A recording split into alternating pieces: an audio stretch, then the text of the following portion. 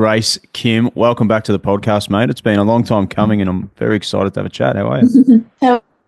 Hello. Yes, it's been, like you said, about 2 years now on the dot. So very excited to be back. On the dot. I'm sure you're very excited. Right now, you're in the middle of the HSBC Women's World Golf Championship. You've been good enough to join us prior or just after your third round. How's it all going over there in Singapore? How's the swing feeling? Yeah, swings. We're getting there. It's a bit rusty. I took some time off over Christmas and New Year's, so I think about a good 6 weeks off. So I would say I started off pretty cold last week and this week, just starting to get my feels back from today. So Nice. hopefully ready for next week. Nice. Big week on the Aussie golf calendar. But before we talk about next week, let's chat about your last couple of years in a really quick way. So when you came on last time, you hadn't pegged it up as an LPGA Tour card holder yet. You were heading over, I think, a week after. It was in the middle of the WebEx Series event in Sydney where you were leading halfway through. You joined us again, and then you went over there and you won the Lottie Championship in about, was it your fourth start on the LPGA Tour? Yeah, it was my third start. Yeah. Third start. So how's it been now a winner on the tour, cementing yourself? Like you've probably gone from a young, I think you were 21, 22 when we spoke, you're now 24 and almost a veteran on the LPGA Tour. How's it all going for you and how have you settled in? Yeah, I mean, I'm definitely finding my grounds. It's very eye-opening just to know, how much travel, how much packing, unpacking, how many things behind the scenes that you got to get through. So it is a definite eye-opener, but can't complain with, traveling the world and calling golf our job. So it's pretty cool. Yeah. Yeah. Let's chat about the win. So what was that like winning on the biggest tour in the world? It's the highest level you can play in your chosen sport. You've won at the highest level. What was it like and how did it feel? It's 2 years ago now, but Yeah, it how was did it feel at the already two time? years ago. I would say I still think it's quite surreal. Sometimes I look back and don't exactly know what happened and how it all unraveled, but it shows the importance of having a real good caddy and trusting in that teamwork and bonding. Yeah, I guess back then I had very low expectations on myself being a rookie out there, and I wish some weeks I have that kind of mentality. And it's yeah. Sometimes I guess I doubt myself and say like it was a bit of a fluke, but a win's a win in the end. And I always look back at that, and whenever I do have those negative moments, I try to back myself and say I am a winner on the Mm. main tour, on the LPGA tour, and yeah, I guess try to find my way back through. You know you can do it. They can't take that away from you. It's unbelievable. It's so cool to see you guys succeeding. Had Karen Lunn on, who is the CEO of the WPGA here in Australia, just a couple of days ago, and we spoke about, I guess, the pathways here in Aussie golf. You're a success story from that. What was it like coming through the system here in Australia? You didn't go the college route. You stayed here. You played. You played through the Aussie system, I'm guessing. Can you tell us about what it was like coming through as a young girl? Like we have a lot of guys on here. We talk about their pathways, but what was that like for you and to get to the top? How good's Golf Australia been and supporting Yeah, you? I mean, straight after high school and towards the end of high school, I knew I didn't want to go over to college because I didn't personally enjoy studying, and I knew I wanted to just golf. So I was fortunate enough to have enough backing even then to be able to train back at home where I'm comfortable with my team. So yeah, obviously big shout out to Golf New South Wales and Golf Australia back then, and they still obviously support all of us. And it's incredibly a big blessing to have that Mm. opportunity and all those opportunities given to us. Yeah, it's probably hard to say it in words, but we wouldn't have come this far if it really wasn't for their support. And it's a big honor for us to be able to represent them. Still, I guess, who is a massive organization who really helps grow the sport. And we want to be able to do that too and give back to them. So I think it's a good relationship there, and hopefully we can grow on that too. Yeah, absolutely. And it's a testament to you. You're coming back to play this week at the at Sanctuary Cove and Country Club. It's called the Palms Course. And where was the decision to come back and support Aussie golf? Like it's in the middle of your season now for the LPGA Tour. I guess the only girl, Sarah Kemp's coming back from injury, who has an LPGA Tour card, but the only one who has full status on the LPGA Tour coming back to play. Where did that decision come from? And I think it's so cool that you're doing it. Yeah, I mean, I chose not to play the first two events on the LPGA season in Florida. All the other girls did, and most of them went to Saudi, and this week would be their fifth week. So for them, it's really tough to come back. Even though it is a home game, it is tough for them physically to come back and play. Whereas I started with just Thailand last week and Singapore this week. Sorry, Thailand last week and Singapore this week. Yeah.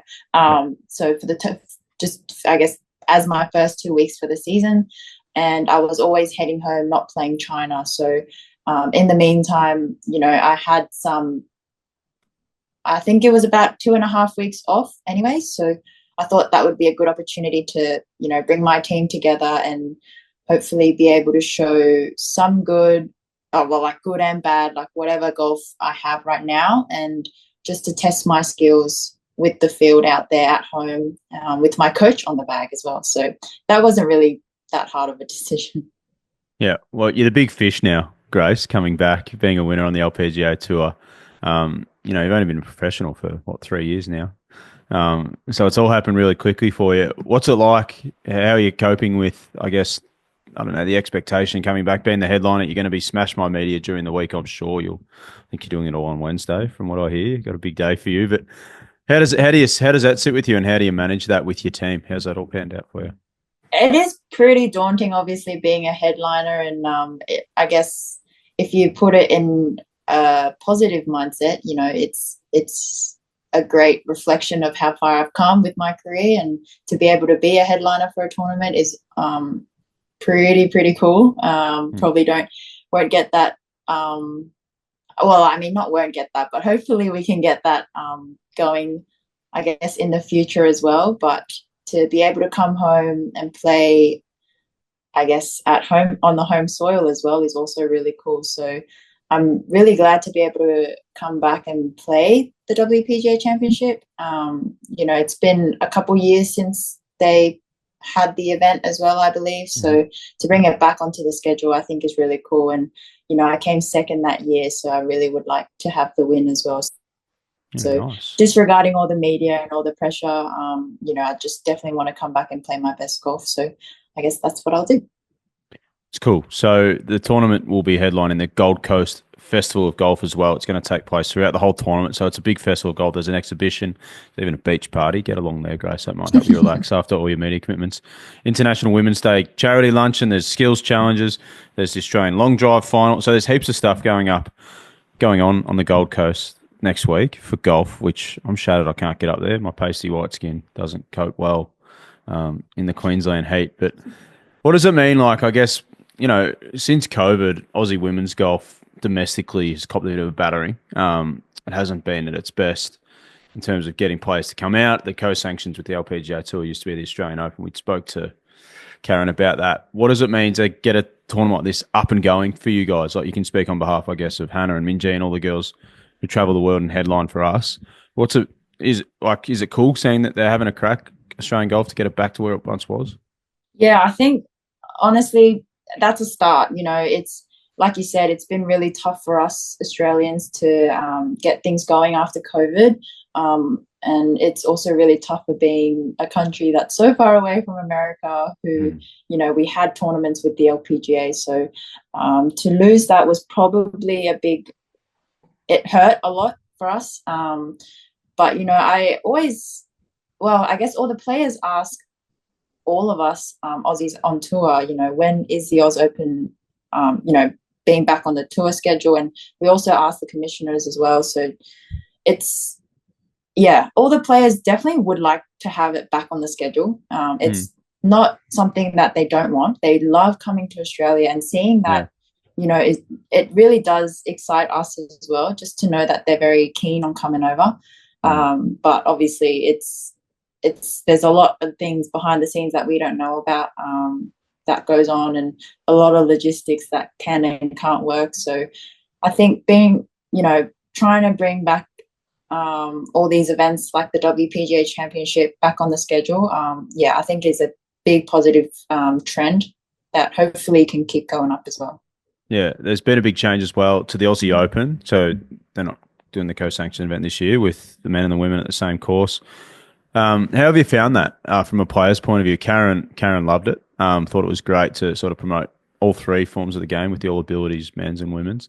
What was it like for you as a female playing? And it's a very media dominated by the males. Obviously with the DP World Tour players coming out and Cam, Min Woo, Scotty, all those guys coming out. What's it like for you guys coming out, and how have you enjoyed, or if you haven't even enjoyed playing in that format? I mean, I always enjoy having a mixed field. Obviously, seeing everybody is really nice just to play against all the girls while being in the men's kind of field as well. We're all playing the same course.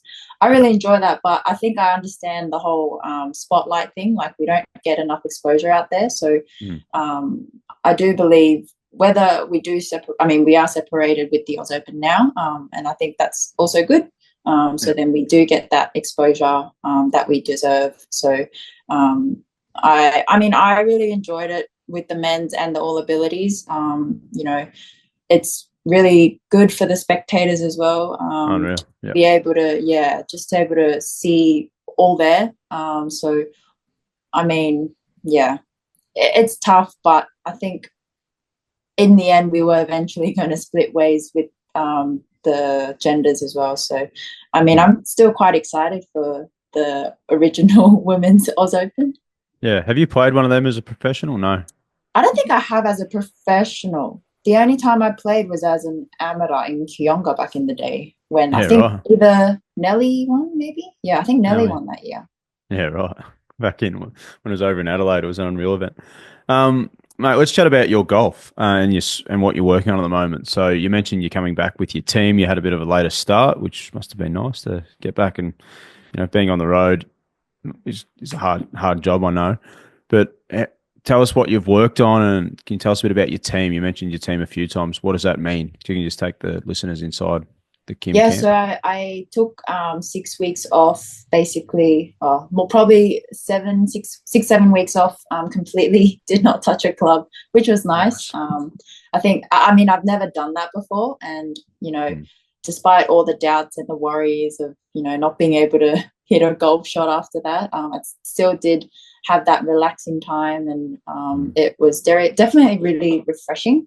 So when I got back into golf, it was pretty cold, but we're slowly getting back there, and it's been a bit of a fitness journey in the gym with, again, my team, like you have mentioned. So my team consists of obviously my coach, Khan Pullen. I've got a strength and conditioning coach out of the New South Wales Centre of Excellence in Sydney named Niels Hesterman. And then I've also got a physio, Matthew Green, which we probably know. And then my osteo actually travels with us on the road. They are called on-course osteos, and my osteo's name Aaron Bond. So he's actually coming soon to give me some treatment and some massage. But basically, they all communicate amongst each other and as well with me. So, our big focus was obviously using that good block of time off to be able to go hard in the gym while, I guess, taking that as an advantage while I'm not playing golf at all. So, I've been going hard in the gym, trying to, I guess, ship some tin, like they say in the gym. But it's a bit of a slow start for the golf part for me. I'm still trying to find a good feel for my swing, trying to get my putting and short game swing back. So, I mean, I still mentally wouldn't have been able to get through all that with my team. So they do mean a lot to me. Awesome. That's cool. In terms of your swing, you said you're looking for the feels like, it's so weird how professional golfers operate. There's, you can be 1% off and feel like you've never swung a golf club before in your life. What does that mean? So what are you looking for? Is there anything in particular that you're working on right now with your swing? So at the moment, I guess it's like you said, it's a funny game because take me back a couple months in Japan. I had some great feels going. I tried to apply that last week, did not work. I just lost. I just couldn't find anything going.